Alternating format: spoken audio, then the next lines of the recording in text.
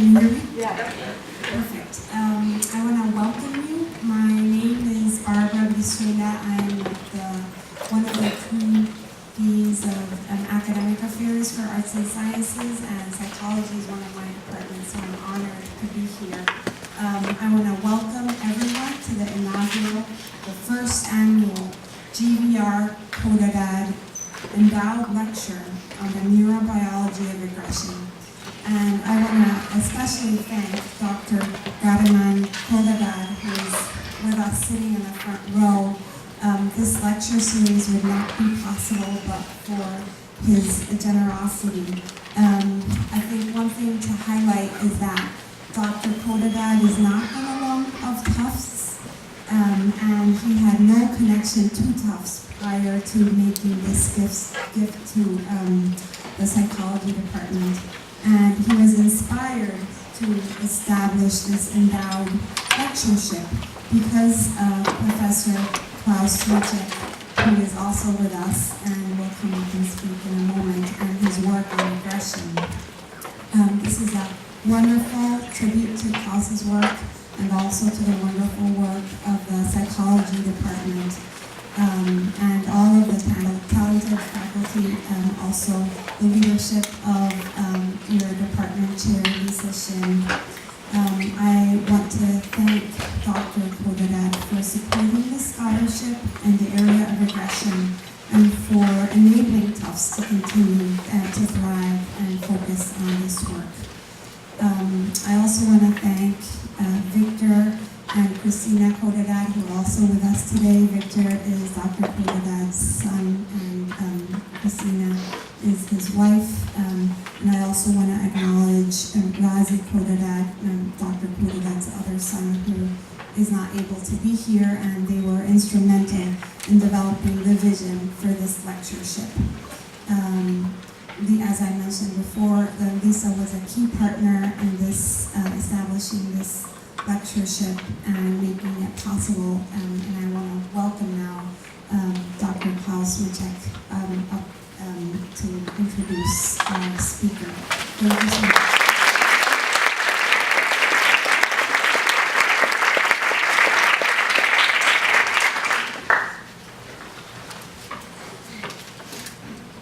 It gives me a great pleasure to welcome you all. When I was a boy, one of the prized possessions of any boy who was collecting stamps was to get a stamp from the island of Mauritius. As you know, it's the most famous stamp that any collector could possibly get, and as a 10, 12-year-old, I always dreamt that I would eventually have a 1 penny from Mauritius. Well, little did I know that many years later, Raine inherited a project that was located on the island of Mauritius. So I thought, this is the last chance I have to make my bid. He's going there every so often for the last 30-some years, doing one of the most impressive developmental projects that anybody had ever been able to do, tracing children from something like 3 years old to way into their 30s and looking now at the transgenerational effect of their psychopathology. That's one of the most impressive projects, but he will not really talk to us about this project, I presume. But I do have to mention the Mauritius because there's always some researchers among us in our cohort who somehow manage to get a trip to Mauritius. And we, on the other hand, sit in Somerville, Massachusetts. Our local niche is just not the same. I welcome Professor Raine, whom I know for 1 or 2 years, to Tufts. He is probably the one unique individual who has managed to look into the brain of more than 30 murderers, violent prisoners, something that not many people have managed to do. And he has refocused our thinking and our way of approaching the problem of violence by really sitting on the fracture line between the social sciences and the biological sciences. And many of the questions that he asks, many of the methods that he uses are really pioneering. Some of the questions, however, are quite ancient. They are the questions that we all would like to know answers to. And I'm looking forward to Adrian's illumination. But before I let him take the microphone, I also want to mention that we will have a bit of a discussion afterwards. And we have invited 5 graduate students. I'll introduce them. Michael, right there in the front row. Kate next to him. Elizabeth. Emily. And Lara. They are ready for you. And we all are ready for you. I'm scared. I welcome Professor Raine.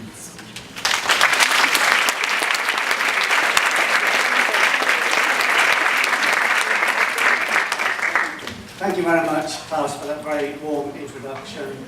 I didn't know you were a stamp collector. I was a stamp collector too as a boy. I never got the penny black iris, so you're not alone. But and I am going to Mauritius in December, so if you'd like to come with me, I'll give you a compensatory prize. But an absolute honour to be here, Dr. Khodadad. Thank you very much indeed, Victor. Thank you very much indeed for this this endowment to Tufts. And this allows me to be here to interact with you and to have, I think, interchange over the next hour and a quarter or hour and a half or so. And it will be an interchange. Klaus mentioned the fracture line between social science and neuroscience. And it is there that you've got a long way to fall. Push me hard today. I have a long way to fall down that fracture line.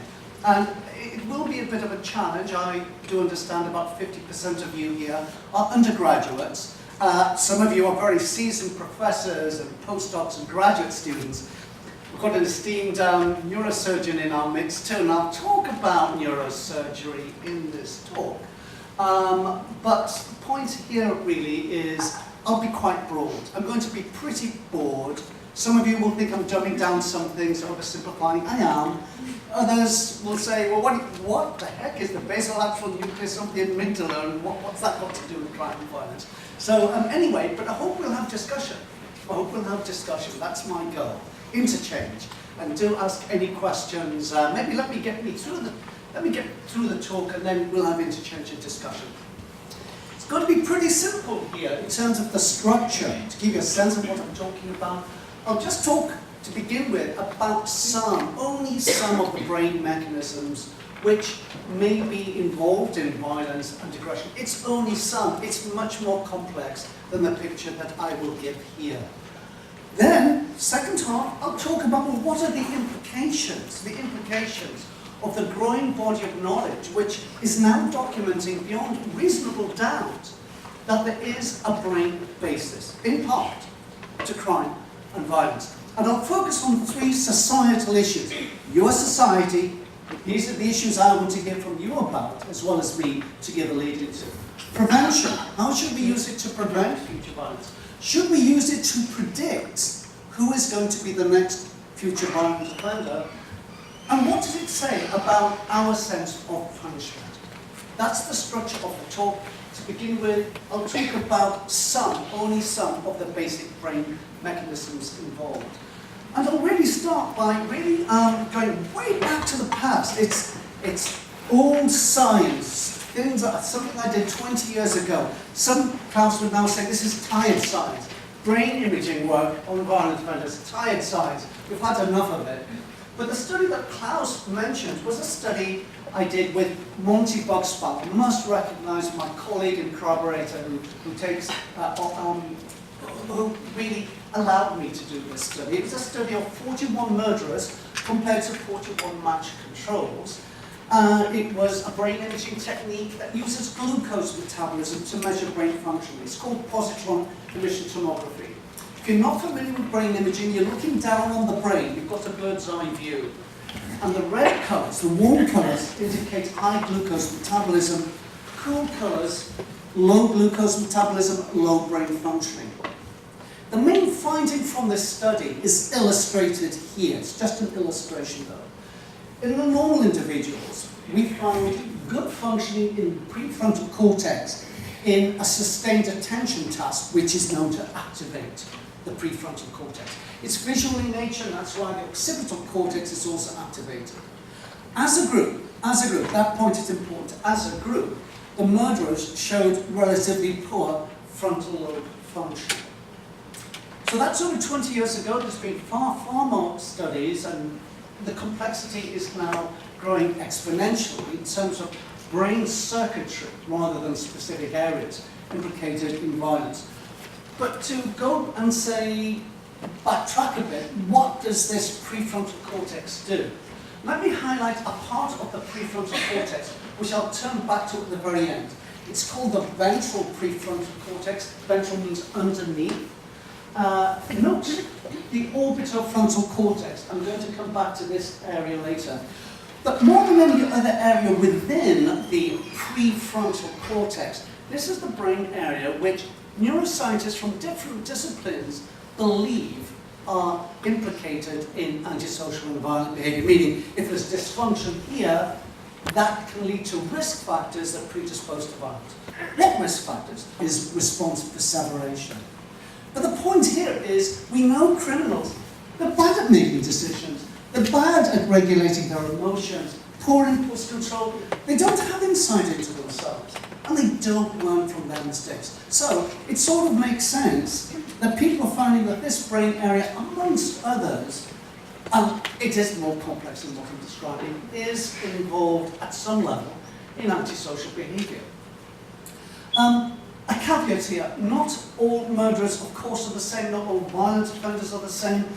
One of our murderers, we put into the murder sample, was a serial killer. His name is Randy Kraft, and this is his brain scan here. You can see that Randy has very good frontal lobe functioning. He does not have that poor frontal lobe functioning that the single impulsive murderers had. Randy killed 64 people in a 12-year period in California, almost without being caught. In fact, the only reason he was caught is that he made an illegal lane change on the freeway late one night. The police pulled him over, and they only became suspicious when they found a dead body in the passenger. Crediting California Highway Patrol, they got the smart. So he was arrested, but otherwise he could be out there killing now. Brain imaging is never going to tell us who's a serial killer, who's a one-off individual. The heuristic point here, it's complex. Not all murderers are the same. There's heterogeneity there. Another point in terms of a caveat here, an important caveat. And Klaus has seen this before, I know. We had another individual with a brain scan quite like a serial killer. Look at the good frontal lobe functioning, occipital functioning, temporal lobe functioning here. Look at this bilateral structure, the thalamus, activated in the serial killer, and this individual. We don't see that type of pattern in the other two groups. What's interesting about this brain scan is that it's my brain scan. Hey, don't laugh. You're a serial killer, psychopath-like. You may be at risk. No, it's the other way around. I'm making this point because imaging is not diagnostic. It is not diagnostic. We cannot use imaging or any other neurobiological technique to say, who's normal? Who's a one-off killer? Who's a serial killer? No. But we are, nevertheless, beginning to get clues as to what brain area, when dysfunctional, may predispose, that word, predispose, raise the odds of violence. I'm not saying it's one-to-one determinism, I don't believe that, but it's raising the odds. Other neuroscientists don't believe that as well. It's a game of probabilities, increasing the probability. but no one-to-one relationship. One swallow doesn't a summer make. That's 20 years ago. Graduate students of mine, did a meta-analysis pulling together 43 brain imaging studies that had been done on antisocial violent offenders, and found, yes, pulling together all the data, there is a relationship. Antisocial populations have poor frontal lobe functioning and even structural impairments. We find that antisocial individuals have an 11% volume reduction in grey matter, neurons, in the prefrontal cortex. The effect size here is 0.6, and for the undergraduates, that's just a measure of how strong is the relationship. And judges want to know this. They want to know, well, if I've got a defendant who killed and he has poor frontal lobe functioning, how much of a predisposition? How much of a predisposition is there? So you can calculate what's called an effect size. The effect size here is medium, it's 0.6. To give you a sense of this, Klaus, listen up here, this one's just for you. I have a history of heart disease, family history. So I take a baby aspirin every day, maybe it's delusional, Klaus, thinking that this may reduce my risk of cardiovascular disease. What's the strength of that relationship between taking a baby aspirin, Klaus may know this, and saving your life? The effect size is 0.04. By the way, 0 means no relationship at all. But you know, my behavior has changed every day based on that science. Well, something that I think we wouldn't debate, smoking and lung cancer. Smoking, I think, causes lung cancer, right? What's the relationship? How strong is the relationship? It's 0.16. And again, it's an important point. Not everyone who smokes gets lung cancer. Same thing with brain imaging and violence. Not everyone with poor frontal lobe functioning is violent. Of course not. Now, okay, for the undergraduates here, SAT scores, you know them well. How well do they predict your grade point average at the end of the day? 0.4. But boy, do we use SAT scores to select you. To get to an effect size of 0.6, you've got to take attention deficit disordered children, give them an attention task, and guess what? Show that they do more poorly on the attention task than normal children. That's when you get to an effect size of 0.6. 2 points here. Main point I'm saying, the effect is not trivial. But secondly, the more I've been doing research in the area and seeing meta-analyses, the more I know that, 10 years further on, somebody else will do a meta-analysis, and often the effect size shrinks. But even if that effect size comes down to here, maybe it's still important at some level. Okay, so how do we know cause-effect relationships? We don't. One of the problems with brain imaging is correlational. What we'd like to do is see whether the brain abnormality precedes later antisocial behavior. And I don't know if you're familiar with carbon septum pellucidum, but it's something, it's a neurological abnormality, which indirectly reflects maldevelopment of the limbic, emotional regions of the brain. So during fetal development, you will have also carbon septum pellucidum. It's a space or gap or cavum in between the two lateral ventricles, in between the two leaflets of the septum pellucidum, which separate the lateral ventricles of the brain. As the limbic areas to the sides begin to grow, they create pressure on those two leaflets, squeezing them together, so that 6 months after birth, your brain looks like that. So most people here will have a brain that looks like that. They do not have carbon septum pellucidum. But if you do, it reflects maldevelopment of the limbic emotional regions of the brain. Well, that's what we think. We found 19 people with this in the community. We matched them to those without carbon septum pellucidum. We looked at their scores on antisocial behavior. The red bars are those with carbon septum pellucidum. The yellow are normal controls. This is antisocial personality. They have significantly higher scores on antisocial personality disorder, higher scores on the psychopathy checklist. I'll come back to psychopaths quite soon. They have significantly more arrests. They have more convictions.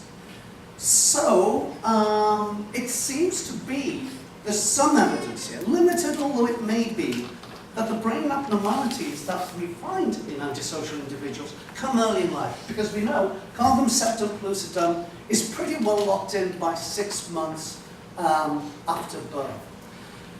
Other researchers have been recently finding that children with callous unemotional traits, they also are more likely to have carbon septum pellucidum. So this is at the child level now. This also is being found.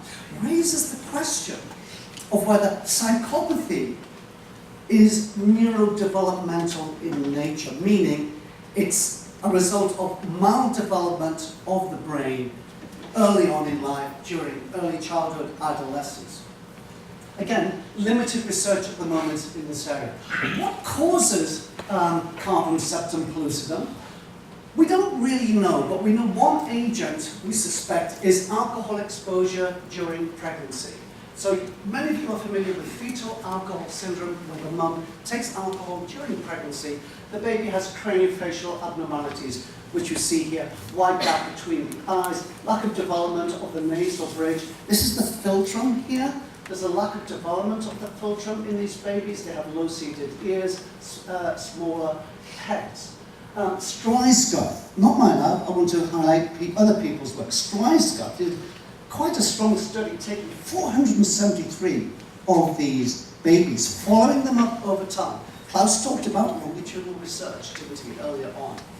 And what she showed is that these are the rates of delinquency, police contacts, and arrest convictions in these babies who are exposed to alcohol prenatally. Now, there's probably lots of reasons why there is this relationship. But amongst them, one reason we think for this relationship, why these babies are more likely to be delinquent and have arrest, is that alcohol is neurotoxic to the brain prenatally.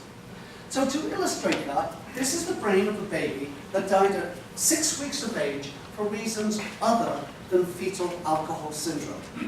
And this is the brain of a baby who also died at 6 weeks of age due to fetal alcohol syndrome. And you can see the ravages that alcohol does on the brain. Now I want to ask you a social question. Take a look at this baby. Is that baby more likely to become arrested and convicted later on in life? Yes, it is. We know that from the research. Is that baby going to be held responsible for his criminal acts? Yes, he is. Was that baby responsible for the fact that its mother took alcohol during pregnancy, raising the odds that he will become a criminal offender? No, he's not. So my question to you is that baby responsible? I saw one of you shaking your head saying, no, not responsible. But if the baby is not responsible, then who is? And don't we have to have responsibility in society? It's a mainstay of our society that we need to keep.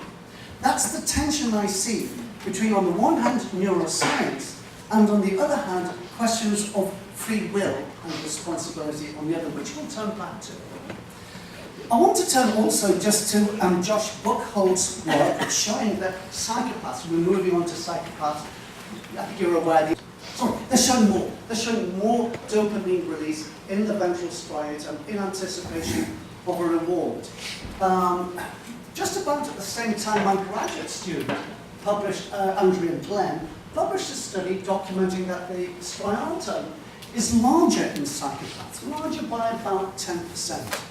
So very broadly speaking, we think about the striatum as a part of the brain very much involved in reward and anticipation of rewards.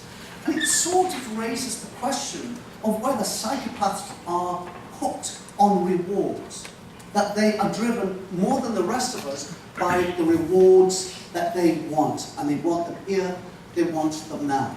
So based on both structure and functional data, there's a convergence there suggesting that this may be true. And again, psychopaths are not asking to be born with a striatum that's over-engaged in rewards. More brain areas, the amygdala. as you know, many of you know, an important area for emotion, and we know psychopaths lack emotion. They don't experience emotions in the way that we do. They are blunted in that emotional expression, especially with more skills. Fear. They are very fearless individuals. We know the amygdala is centrally involved in fear. So one of my graduate students, Yang, documented that in 27 psychopaths compared to 32 normal controls, there's an 18% volume reduction in the amygdala. And what she was able to do is parcelate out which areas of the amygdala were structurally deformed. The blue indicates a structural deformation in that part of the amygdala. The amygdala is a complex structure made up of 13 different nuclei. She was documenting it's the basolateral nucleus and the lateral nucleus of the amygdala, in particular, which are structurally deformed in psychopaths. Just hold that in short-term memory for a second. This is just drawing it up there. I've made that point. But what we've also been doing is going to China and brain scanning murderers. I mean, is the cross-cultural generalizability of this? Do Chinese murderers also have amygdala impairments? And the answer is yes, they do. It's about a significant 9% reduction, and psychopathic murderers in particular have an even more shrunken amygdala. That's technically too, a shrunken amygdala. And if you look within the amygdala in the Nanjing murderers about which nuclei are structurally impaired, it's not an exact match. It's the basolateral nucleus here, the lateral nucleus, but also the central nucleus here of the amygdala. What do these areas do? They're very much involved in fear conditioning. Many neuroscientists will be aware of that. Basolateral nucleus, central nucleus, involved in fear conditioning. If you're not familiar with this, think of fearful versus fearless. And we've also been finding that fearless kids, or callous and unemotional, they also have a volume reduction in the amygdala. We've recently brain scanned 300 kids in Philadelphia, aged 11 to 12 years, looking at the size of the amygdala. It's a small reduction, it's 8%, not as big as we find in the adult psychopaths from California, but there is an overall volume reduction in the amygdala. These are the controls, and these are the kids who are callous and unemotional. We use that term with kids. It basically means psychopathic, but we never want to say a kid is psychopathic. So we use the term callous and emotional, which are the core traits of the psychopath. So I'm just saying, if you downscale this, you've got it in adults, you've also got it in children. Here's a problem. It's still correlational. Chicken and egg question, what comes first? Going back to Klaus's introduction on the Mauritius study, he said he's not going to talk about Mauritius. I'm going to talk about Mauritius to make Klaus envious. Fear conditioning in Mauritius, it's a horrible place to go to. I've just booked my trip, my 41st trip coming up this December. Why can't we do research in Detroit? I am in Philadelphia, of course. I've made a step towards it. But yeah, Mauritius, tropical island in the Indian Ocean. The important thing here is a design. And again, my Ph.D. supervisor set up this study. By the way, undergraduate students, if you want to do a Ph.D., go and work with a professor who's nearing retirement age. Get in their good books, and then when they retire, you take over their studies, and they've done all the hard work, and you can sit back, write the papers, and take the glory. Anyway, that's just a word of advice to you. But what Peter Venables did, my PhD supervisor, God bless him, is 91. I try and see him 3 times a year. And we're still writing papers together. It is amazing. 1,800 3-year-old kids, they were assessed on fear conditioning at age 3. I'm not going to go through the technical details, but many of you know it. If you don't, just think by measuring sweat rate, we can measure how anxious or fearful a child is before they're going to get blasted with a horrible white noise sound. So think of it as if you have good fear conditioning, you have a reasonable degree of fear. If you have poor fear conditioning, you are fearless. Okay? That's measured at age 3. As Klaus mentioned, we follow them up to age 23. and found that 137 had a criminal conviction. We matched them on a 2-to-1 basis with controls, carefully matched on gender, ethnicity, and 11 indicators of social adversity. That's age 23, criminal, non-criminal. Now let's look back in time 20 years earlier at their fear conditioning. Fear conditioning, think of appropriate levels of fear. Think of this as fearless, poor fear conditioning. This group are the 3-year-olds who do not become criminal offenders. These are the 3-year-old toddlers who do go on to become criminal offenders, and they showed a distinct lack of fear conditioning. Small effect size, 0.35. Okay, so this is not perfect prediction. No way. But it's prediction over and above the other usual suspects that predispose to crime. Now that was done by my graduate students here, and when that was published in the American Journal of Psychiatry, they ran an editorial. And again, this is a question for you. It was written by Philippe Sturzer. I don't know if you know Philippe Sturzer. He's from, well, you don't know everyone from Germany, do you? But maybe you don't. Perhaps knows a lot of people, I can tell you. Philippe Sturzer, he wrote the editorial, Born to be Criminal, what do we make of these early biological risk factors? And Sturzer said, whoa, let's back off here. Because, if we don't treat this with great caution, we're going to stigmatize young kids. That would be terrible. You're nodding your head. It would be. It would be terrible. We mustn't do that. But Sturzer goes on to say, but neurobiology is giving us insights into the etiology of crime. Because remember, we're teasing up the temporal ordering. We're going from 3 to 23. A proxy for amygdala functioning at age 3 is associated with later criminal behavior. It's still not cause-effect, but it's going that one step further. So the last sentence is, so we should use this to benefit those kids at greatest risk for a criminal career, and let's design interventions tailored to their needs. But my question for you is that a bridge too far? To screen and intervene pretty early on. There are risks associated with that, and really what are the benefits? I want to turn to that a little bit later, but I want to plant the seed right now in your minds. Okay, I'm still staying with the amygdala. We know from lots of laboratories that amongst other brain regions, the amygdala is involved in moral decision making. I mean, it's much more complex than that. There's a much broader neural circuit. But I'm trying to stay with the amygdala to keep this fairly straightforward.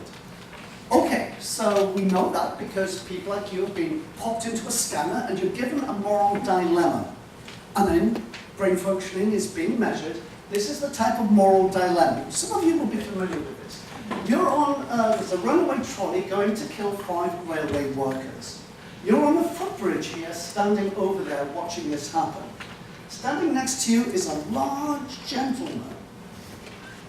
The only way, and the only way, that you can save the lives of these 5 men is push the big guy off the bridge.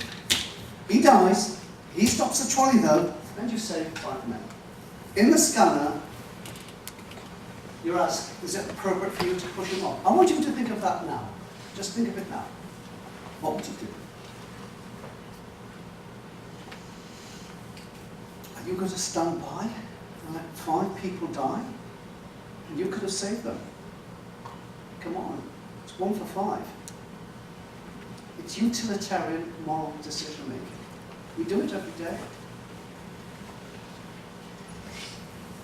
But thou shalt not kill. I'm not interested in what your answer is. I'm more interested in how you feel about that. Because when people go through these dilemmas, amongst other brain areas, it's the amygdala that's activated here.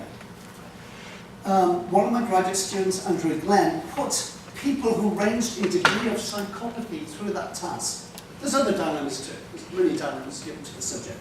People low in psychopathy, people high. Every dot is a person. This is amygdala activation here, high and low. Small sample, by the way, this is like a beginning, but you found a correlation. The higher the psychopathy score, the lower the amygdala functioning. So, you know, what that raises to me is this question. In the law, it's all predicated on cognition. Do you know right from wrong? And psychopaths know it's wrong to kill. It's wrong to rob a 7-Eleven. However, we think they don't have the feeling, the emotional feeling of what is right and wrong. And we also suspect that it's emotion, the feeling of what's right and wrong, that drives moral behavior, at least in part. And if that moral engine is burnt out in psychopaths, if the amygdala is under-functioning, then no surprise that they are immoral people. And we can then ask the question, how moral then is it of us to punish psychopaths as harshly as we do if they're doing it because their amygdala is 3 sizes too small? I mean, they're not responsible for that structural brain impairment, to my understanding. I want to circle back again to that issue a little bit later. Prevention. I want to turn now to the implications for society. Okay, so simple model. Bad brain, bad behavior. That's what you've been hearing so far. If that logic is causal and true, it stands to reason that if we can improve brain functioning, we could improve behavior and potentially reduce crime, violence, and psychopathy. Okay, so how would we do that? Well, this is just a paper, review paper. I know Klaus has given some of you this reading, so from here on, I'm talking about some of the issues raised in this review paper. Historically, Marie Antoinette, remember the story, you know, the revolting French peasants were revolting and begging for blood, and she was reputed to have said, if they have no bread, then let them eat cake. And she may have had a point. Could it be that better nutrition could help? No, it's laughable, isn't it? I know it's laughable. But it's not just food for thought, it's increasingly food for court. Magistrates are becoming a lot more interested in the neuroscience underlying violence and what we can do about it. Just 2 days ago, I was in Baltimore with 5 other neuroscientists giving a 1-day session to 75 judges, all on neuroscience, all on the brain, punishment, and responsibility. Just on that topic. They want to learn because it's coming into the court, and they have to make decisions. What is the right decision? Okay, but they're also interested in treatment. So, nutrition. Let me highlight some work by Joe Hibben here at NIAAA. You may know Joe Hibben. Maybe you don't know Joe Hibben. And he doesn't know everyone in Germany. Okay, so, well, Joe Hibben. Okay, NIAAA. But he presented this data, 26 countries, you're plotting them on seafood consumption, pounds per person per year, and also homicide rates. He finds a significant correlation. So the more fish that you eat, the more the violence. Yeah, I know it sounds fishy. I know that. But Japan, they eat more than their whole body weight in fish every year. The rates of violence, the homicide they've got. Eastern European countries, Bulgaria, Hungary, Poland, low fish consumption, high homicide rates. I gave a job interview at the University of Pennsylvania 8 years ago, and when the criminologists, who are sociologists, saw that, they said, hey, Hitler's left out the United States. We were talking about, Joe, we were talking about outliers last night, weren't we? So they all rushed to say, well, in 2001, where were the United States? Maybe they were up here. Maybe they were, you know, somewhere way off. They were exactly there. But again, it's a correlation. Actually, homicide has come down in the United States. I don't think we're eating more fish, are we? I don't think so. So, you know, due caution here. You need a randomized controlled trial that manipulates fish consumption, in particular omega-3, the long-chain fatty acids that's critical for brain structure and function. It makes up about 30-35% of the cell membrane. Regulates gene expression, regulates neurotransmitter function. Okay, so going back to Mauritius, the fishy story from Mauritius here. What we did, just finished a study where we took kids in Mauritius, 200 of them, randomized them, 100 having a fruit juice drink every day that contains 1 gram of omega-3. It's small, it's only 200 millilitres, 2/3 the size of a Coca-Cola tin. So it's something that kids can drink. They're aged between 8 and 16.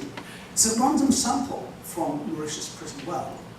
The control group get the same fruit juice drink, but it does not contain 1 gram of omega-3. We took the drink because you can pack a whole gram, not fish oil, but of omega-3 into that drink. So we measured their behaviour at 0 months, 6 months, and then 12 months. This time period is when they're taking the drink. You've got 2 groups there. The green line on the omega-3 group, they come down, but so do the controls. Why does that happen? Because it's a placebo effect. The kids know they're in a treatment study. They don't know which group they're in, but they know they're in a treatment study. Placebo effects, you tend to get improvements with being in a treatment program and just believing the treatment could help you. But the treatment stops here. And look what happens to the controls. They tend to go back to where they came from, whereas the omega-3 group continue to go down. Not a big effect size, 0.35, but it is significant. What was surprising, and you, Joe, class, we were talking last night about the stuff you don't believe, you can't believe it. I'm not sure I believe this either. We looked at the parents of the kids here, and you won't believe this, but the parents of the kids who took omega-3, their self-reports of psychopathy come down. So again, the green line are parents whose kids are taking omega-3, red line, parents, the kids are taking the fruit juice drink. Well, both groups improve, but the controls go back to normal at the end of the 6 months after the treatment ends of the kids. But the omega-3 group continue to go down. And we're not sure why. What we know is that the kids of these parents are improving in their behaviour. And it might just be, look, if you've got a kid who's less rambunctious and aggressive and antisocial, maybe the parent chills out a little bit because the kid's easier to manage. That could be. The other alternative that we can't test is it could be that the antisocial parents stole the drink that should have gone to them. The omega-3. And it's the omega-3 drink that's actually producing this reduction. Anyway, just a beginning, there's only 2 randomized controlled trials that have given omega-3 to prisoners. One in England, one in the Netherlands. Both have shown significant reductions of serious offending in the prison. But only 2. I don't know of any yet who will fail to find that. So very little research again here. But are there benign ways that we can upregulate the brain to improve behaviour? Of course there are. And perhaps we should try more of them as we begin to learn that there is a brain basis to crime and violence, at least in part. That, I think, will open a new vista and avenue in the future for new treatment programs, for better or for worse. Because we have to come back to the neuroethical issues about delving into people's brains and changing their essence, going into the Holy of Holies and changing the brain. Prediction. I won't spend much time on this. There's only 2 studies that have looked to see can brain imaging help us predict, over and above other measures, which people are more likely to become violent in the future. This is one study I was involved in. Dustin Pondini is the lead author here. To give you the design, we have men in the community at high risk for antisocial behaviour. Their brain scan, they're divided into those who have low amygdala volume, that's this group, and those who have high amygdala volume. Those men in the community are followed up for 3 to 4 years. And what Pardini documented is if the men at the get-go have low amygdala volumes, they are 3 to 4 times more likely to commit a serious violent act during the period after the brain scan. The important point here is that that prediction is over and above prior history of aggression. Because when we're trying to predict future violence, best predictor of future behaviour is past behaviour. Past aggression, bless you. Past violent offending. And also psychopathy scores, which are quite predictive of future criminal offending. So, another study by Ken Keel showed that reduced anterior cingulate functioning in prisoners when they're released. Those prisoners are twice as likely to come back to prison in the next 4 years. Now, caution, only 2 studies. replication, replication, replication. But if it holds up, are we getting, either through brain imaging, or maybe in the future molecular genetics, or through other neurobiology, some added value in predicting who is dangerous? The counterpoint is the sort of 1984 Big Brother issue here about, will it stop with prisoners? You know, will these techniques, if they give us added value in predicting violence, be used on the community? What about yourselves? You know, psychopathy has a base rate of about 1 to 2%. Some people here are psychopaths. Some people here have perpetrated assault. Brain imaging, neurobiology give us added value over and above social factors to predict for good or for the worse. Because what about civil liberties issues? What about false positives? People who are viewed to be violence prone and who are not really. Punishment. And this is the point I want to end on here. I've been alluding to this. This is something judges are very interested in at the moment. If people have neurobiological risk factors beyond their control, should this make a difference in court? Does it make a difference now? If not, should it in the future? I want to illustrate this with a case study. The man is Michael here. You need to know that Michael is 40 years old. He's in his second marriage. The marriage is a stable marriage. He's a school teacher. He used to be a correctional officer, by the way, but then he got a master's degree and became a school teacher. And importantly, he's got no prior psychiatric history. He's got no history either of any sexually deviant behavior. But then Michael began to change. And I'll show you a short 4-minute video where you'll hear from Michael, you'll hear from his wife about the change that took place, and you'll hear also from his prepubescent stepdaughter about the change. And then I'm going to follow up about the change and what the cause, potential cause of that change was. This is Michael. I didn't see anymore, didn't hear anymore, had no suspicions of any until February 14, which is Valentine's Day of 2000.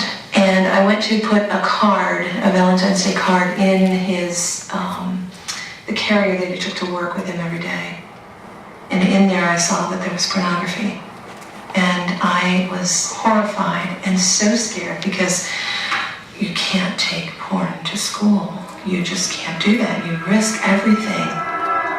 Michael was starting to act out of character in other, more frightening ways. It seemed as though he was just always on edge, always angry. You know, he was taking pills every day because he was having these massive headaches. And we can remember this horrible argument we had on Thanksgiving Day where he supposedly are legal, but frankly look like they're 13, 14 years old. And I was absolutely furious. I took Christina, she and I went to my mother's to stay with her for a couple of weeks while I thought about what to do. Just sort of like this kind of look of, what? Anne's daughter Christina was 12 years old when she too started to notice changes in Michael's behavior. Like, I've always been really, really close to my parents. They lay down with me at night before I would go to sleep and maybe like sing me a lullaby or something like that. And it went on until I was way old. I remember like he would lay down with me and then that's when it started. It would always happen at night. My wife started a nighttime class 2 days a week. She didn't get home until 10 o'clock at night. But when my stepdaughter laid down with me in her pajamas, I began to, not always, but sometimes, be a little more intimate with her than I should. And somewhere deep, deep, deep in the back of my head, there was a little voice saying, you shouldn't do this. But there was a much larger voice saying, what the heck, why not? So Michael did begin to change, as you saw from his tearing onto his wife's hair and the paedophilia. So he was convicted of child molestation. And he either had to go into treatment or he had to go to prison. Michael chose treatment. But in the treatment program, he began to sexually proposition the other females in the program. So they threw him out of the program. So Michael had to go to prison. The very night before he was due to start prison, he got a terrible headache. Although, wouldn't you get a terrible headache if you were about to go to prison as a paedophile? Michael went to ER, complaining of the headache, complaining he was suicidal, and they admitted him to the psychiatric ward under the diagnosis of paedophile. On the ward, he again began to sexually proposition the females on the ward. And then also, he at one time wet his trousers, and importantly showed no emotion whatsoever at that embarrassing act. No shame, no anxiety or sense of embarrassment. So an astute neurologist had him brain scanned, and what they found is that there was a tumour growing from the base of the, it's a chromoca, for those of you familiar, a tumour growing from the base of the orbitofrontal cortex, compressing the prefrontal cortex. So this is the neurosurgery link here. The neurosurgeon resected the tumour, took it out, and then there was an amazing change in Michael. He felt very remorseful, very bad about everything that had happened. He went back into the treatment program, successfully completed it, all the sexual urges had gone, and he went back, not to go to prison, but to go back and live with his wife and his stepdaughter. It's a happily ever after story, and a fascinating one, going from normality to paedophilic urges, to brain tumour, to paedophilic urges, to resection of the tumour, and all the way back to normality again. And it should have been a happily ever after story for Michael, but the headaches came back after 6 months. His wife found child pornography on his computer. This time she divorced him, never to live with him again. She couldn't risk being with him with her stepdaughter. Michael was brain scanned, and they found that the tumour had grown back. The neurosurgeons resected the tumour for the second time, and ever since then, for 6 years, Michael has been quite normal. Raises the interesting question of legal responsibility and culpability. And it's a question I want to ask you now. Because this is the question, is Michael responsible? And please indulge me, 75 judges went through this too. You can go through it too. It's a show of hands. You're on the jury. You don't need to be a neurosurgeon or a judge. Would you find Michael responsible for this behaviour? I know it's going to be a gut feeling, but go with it. Would you put up your hand if you would find Michael responsible for his behaviour? Right, hands down. Hands up if you would not find Michael responsible for his behaviour. Oh, hands down. That was pretty close to 50-50 here. It might have been 55-45, slightly not responsible. Judges, normally 90%, say is responsible. 2 days ago in Maryland, actually it was 50-50, quite similar to you. I don't know why. Same story, same scenario. Legally, Michael is responsible. Judges have to find Michael responsible, because you're nodding your head, maybe you're in law. He has rational capacity. What is rational capacity? There's two things involved in determining responsibility. The question is, do you have rational capacity? Devolves to two questions, they're quite simple. One is, do you know what you're doing? Two, do you know that what you're doing is wrong? Right at the end of the video, Michael said, deep in the back of my head, there was this little voice saying, you shouldn't do this. A much bigger voice in the front saying, what the heck, why not? Michael knew what he was doing. He knew what he was doing was wrong. He is responsible. Michael himself says, I did it, I'm responsible. But is that justice for us? Would society view Michael as responsible, even though the law does? And even Michael says, now, should I be held as accountable as someone who did the same thing without the tumour? I don't think so.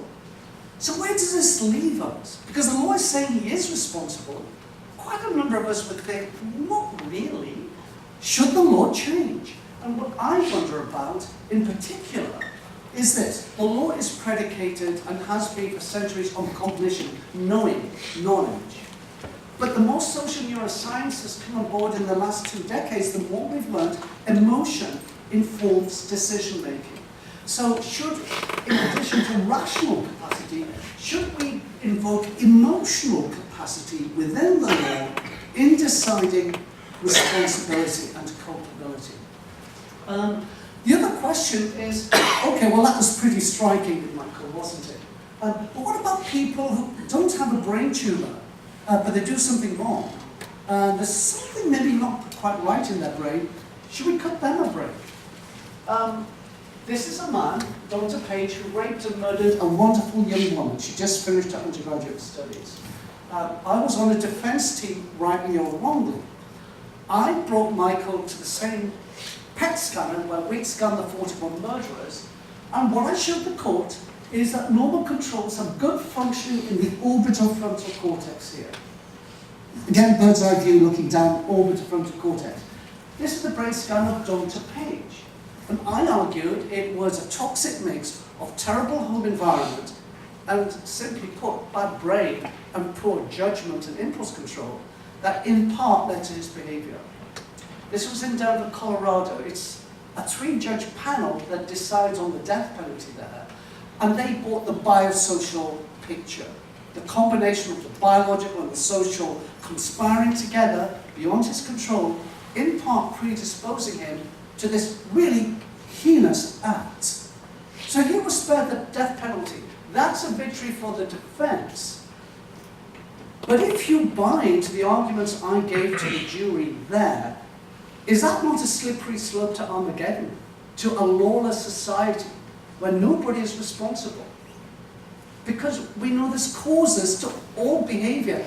There's a reason or reasons why you are here now. You don't have a frontal lobe tumour, you don't have an amygdala 3 sizes too small, but the brain, in part, determined you to come here. And it's a complex mix of your social history, the communication, etc., etc. But nevertheless, there's a cause of all behaviour. All we're doing is finding the causal chain, or trying to impute that. Just because we demonstrate what causes the behaviour, should that excuse it? Should that excuse it? What about responsibility? What about retribution? What about an eye for an eye and a tooth for a tooth? That's one side of the equation that we also need to consider. The final point I'm going to make before the discussion is any of this changing our sense of punishment?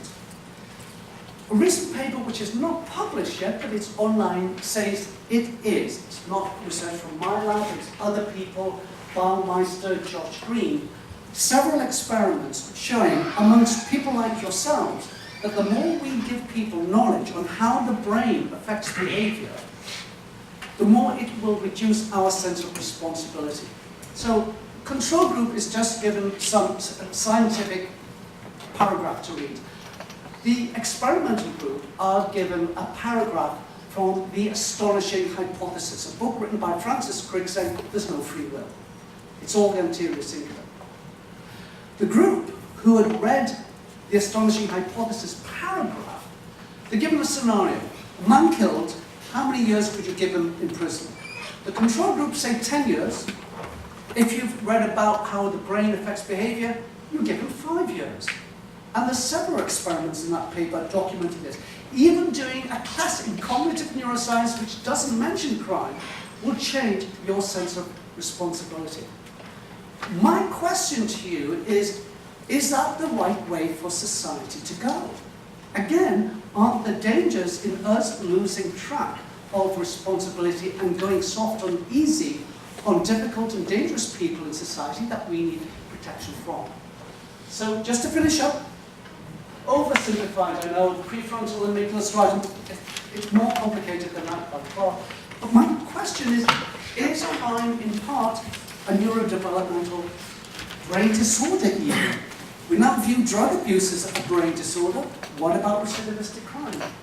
Okay, implications. Can we change the brain to change behaviour? Can it help us predict? And, going from the merchant to Flemish and Portia's speech there, should mercy season justice? Should our increasing understanding of the causes of behaviour move us more to a merciful approach? And should that balance justice more than it's doing at the moment? Thank you very much.